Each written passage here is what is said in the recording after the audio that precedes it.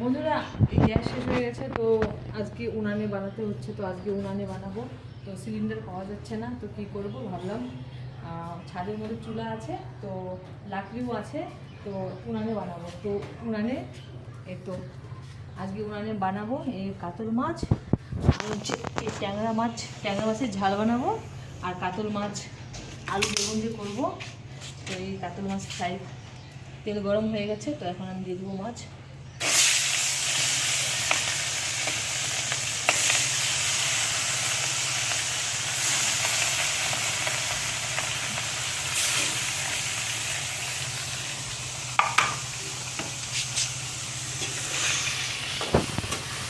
উনুনে রান্না করে আসলাম, নিচে আসলাম এখন।